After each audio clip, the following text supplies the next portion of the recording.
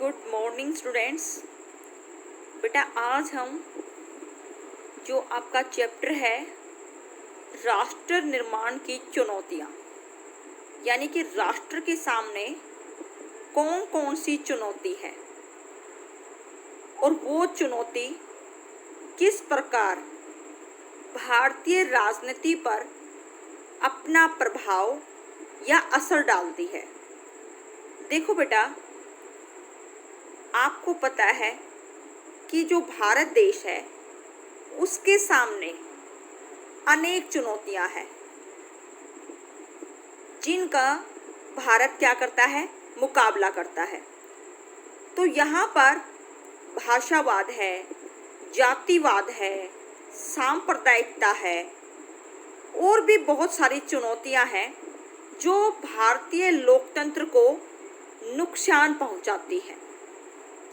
तो आज की इस यूनिट में हम भाषावाद का भारतीय राजनीति पर प्रभाव बताएंगे। देखो बेटा, भारत में काफ़ी वाद है, भाषावाद भी उसी का एक रूप है। भाषावाद का मतलब क्या होता है? जब भी बेटा हम कोई टॉपिक आपको पढ़ाते हैं तो आपको केवल बुक की लैंग्वेज नहीं रटनी है, बल्कि जो बताया गया है उसको अपने शब्दों में लिखना है। तो सबसे पहले तो भाषावाद, जिसमें भारत देश में आपको पता है कि विभिन्न भाषा के लोग निवास करते हैं। भारत में बहुत सारी भाषाएं बोली जाती हैं और प्रत्येक व्यक्ति अपनी भाषा को अच्छा मानता है और दूसरी भाषा का विरोध करता है, और भाषा के आधार पर लोग अलग देश की मांग करते हैं जो राष्ट्र की एकता को नुकसान पहुंचाता है। तो भाषावाद बेटा आप अपने शब्दों में कैसे लिखोगे? भारत में अनेक भाषा बोलने वाले लोग रहते हैं। कोई हिंदी बोलता है, कोई अंग्रेजी बोलता है, कोई तमिल बोलता है, यानी कि प्रत्येक व्यक्ति अपनी भाषा को सर्वोच्च समझता है और दूसरी भाषा को हीन समझता है। तो भाषावाद भी भारत में यानी राष्ट्र निर्माण में एक चुनौती है। तो ये भाषावाद का भारतीय राजनीति पर क्या प्रभाव पड़ता है, आज हम इसी के बारे में बताएंगे। देखो बेटा, भाषाई राजनीति ने भारत की लोकतांत्रिक व्यवस्था को जिस रूप में बहुत अधिक प्रभावित किया है, उस दृष्टि से निम्नलिखित बातें ध्यान रखने योग्य है। सबसे पहले बेटा, भाषावाद का भारतीय राजनीति पर क्या प्रभाव पड़ा है? तो पहला जो प्रभाव है वो ये है बेटा, भाषाई आधार पर राज्यों का पुनर्गठन।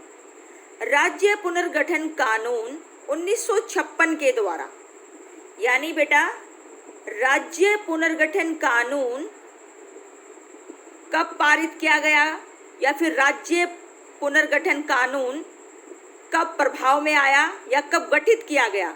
1956 में। एक नंबर में क्वेश्चन पुट किया जा सकता है। तो राज्य पुनर्गठन कानून 1956 में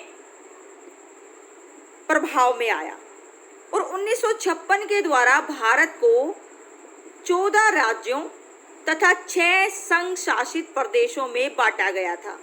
यानी कि पूरे भारत में 14 राज्य थे और 6 संघ शासित प्रदेश थे, लेकिन उससे समस्या का पूरा हल नहीं निकल सका और भाषाई आधार पर राज्यों के पुनर्गठन का सिलसिला चलता रहा। यानी इतने राज्यों का निर्माण होने के बाद भी ये समस्या एज इट इज बनती रही। वर्तमान समय में 29 राज्य और 7 संघ शासित प्रदेश हैं। आज भी अनेक क्षेत्रों में नए राज्य बनाने की मांग की जा रही है। यानी कि बेटा भाषा को लोग मुद्दा बनाते हैं और इस मुद्दे को सरकार के सामने रखते हैं और इसके आधार पर अलग स्टेट की मांग करते हैं। तो भाषावाद का भारतीय राजनीति पर बहुत ही गलत और गहरा असर पड़ता जा रहा है। दूसरा जो भाषावाद का भारतीय राजनीति पर प्रभाव है बेटा, वो क्या है? क्षेत्रवाद की भावनाओं को भड़काना। सबसे पहले आपको ये पता होना चाहिए बेटा, क्षेत्रवाद का मतलब क्या होता है। प्रत्येक व्यक्ति का अपने क्षेत्र के प्रति जुड़ा होना और अपने क्षेत्र के प्रति विशेष भावना रखना क्षेत्रवाद कहलाता है। तो क्षेत्रवाद की भावना को भी यह क्या करता है? भड़काता है। भाषाई प्रांतीय रचना ने भारतीय जनता में क्षेत्रवाद की भावनाओं को भड़काने में बहुत अधिक मदद की है और यह भावना इतनी घातक हो चुकी है कि अगर विभिन्न भाषाओं के आधार पर राज्यों के निर्माण की प्रक्रिया जारी रखी जाए तो भारत छोटे छोटे टुकड़ों में बंट जाएगा। यानी कि क्षेत्रवाद की भावना इतनी बढ़ गई है बेटा कि प्रत्येक व्यक्ति जाति को, भाषा को, क्षेत्र को आधार बनाकर भारत देश का क्या कर देगा? टुकड़ा कर देगा। तो क्षेत्रवाद की भावनाओं को भड़काने से भी लोकतंत्र को नुकसान पहुंचता है। तीसरा जो बेटा गलत प्रभाव पड़ा है वो क्या है? सीमा विवाद। भाषाई राजनीति ने गंभीर सीमा विवाद खड़े कर दिए हैं। कैसे? दो राज्यों की सीमा से लगने वाले क्षेत्र में भाषाई आधार निश्चित करना बहुत ही कठिन काम होता है। इसलिए पंजाब और हरियाणा, कर्नाटक और महाराष्ट्र, केरल और कर्नाटक आदि में सीमा विवाद चल रहे हैं। यानी कि बेटा भाषा के आधार पर जिन राज्यों का निर्माण हुआ है उन राज्यों के बीच अब भी लड़ाई झगड़े बढ़ रहे हैं और वो सीमा विवाद को इशू बना रहे हैं।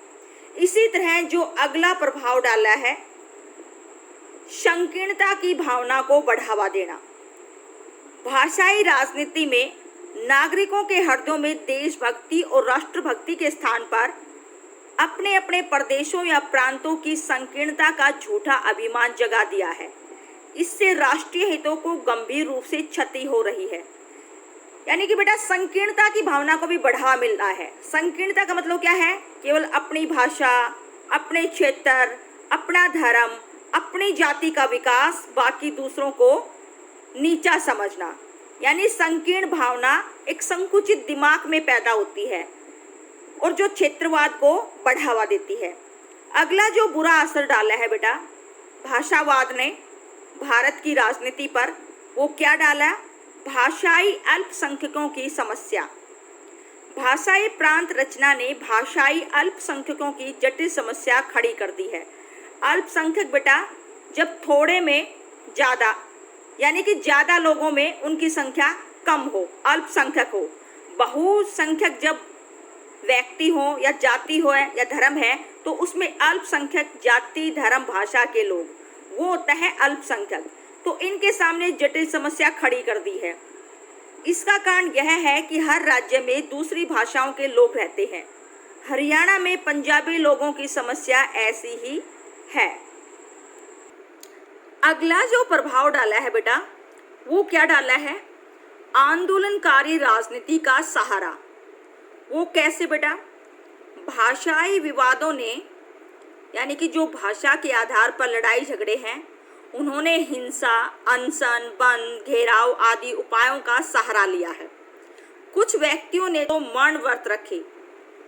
जैसे हम उदाहरण के रूप में बताएं कि आंध्र प्रदेश के पोट्टी श्रीरामुलु ने तेलुगु भाषी राज्य बनाने के लिए अनशन द्वारा अपने प्राण त्याग दिए। यानी कि जो लोग तेलुगु भाषा बोलते हैं उनके लिए अलग स्टेट की डिमांड करने वाले व्यक्ति, कौन व्यक्ति था? श्रीरामुलु पोट्टी। उन्होंने बेटा अपने प्राण त्याग कर दिए। किस लिए?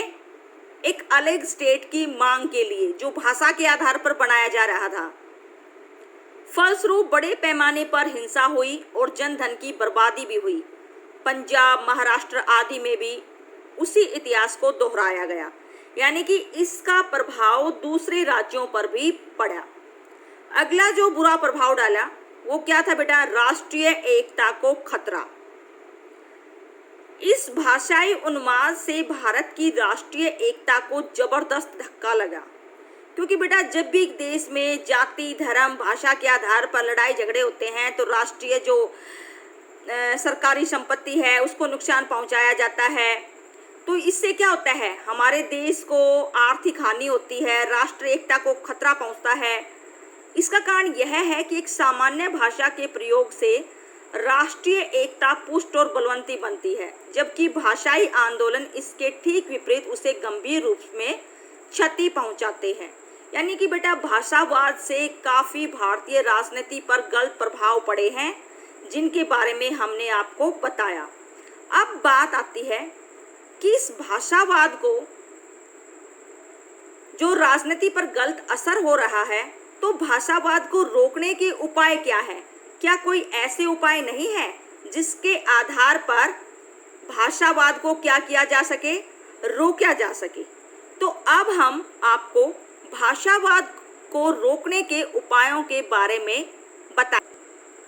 बेटा भाषावाद को रोकने का सबसे पहला उपाय क्या है? यानी भारत में भाषा की समस्या इतनी तेजी से बढ़ी हुई है और उलझी हुई है कि इसका कोई तत्कालीन हल ढूंढना मुमकिन नहीं है। फिर भी हम धैर्य के साथ निम्नलिखित बातों द्वारा इसका हल निकाल सकते हैं। बेटा ऐसा कोई लॉजिक तो है नहीं कि हम भाषावाद पर तुरंत क्या कर दे, समाप्त कर दे।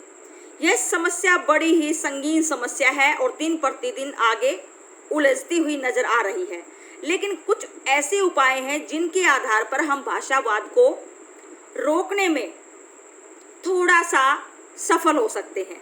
सबसे पहले ऐतिहासिक तथ्यों और आंकड़ों से यह बात स्पष्ट हो चुकी है कि इस देश की राजभाषा और संपर्क भाषा हिंदी ही हो सकती है। यानी राजभाषा कौन सी? हिंदी। अतः अहिंदी भाषाई प्रांतों को इन तथ्यों को स्वीकार करने के लिए प्रेरित करना चाहिए। यानी कि जो मेन भाषा है बेटा, राजभाषा है, वो हिंदी है और प्रत्येक स्टेट को इस बात को स्वीकार कर लेना चाहिए कि हमारी राष्ट्रभाषा या राज्य भाषा हिंदी है। हम कोई भी भाषा यूज़ करें, लेकिन हिंदी भाषा को हमें राजभाषा मानना ही होगा। प्रत्येक राज्य को इस बात से प्रेरणा लेनी चाहिए कि हिंदी भाषा ही सभी की भाषा है। अगला जो बेटा इसको रोकने का उपाय है वो ये है, हिंदी भाषाई लोगों को अहिंदी भाषाई इलाकों की कठिनाइयों को समझना चाहिए। साथ ही दोनों ही पक्षों को भाषाई उग्रता से बचना चाहिए।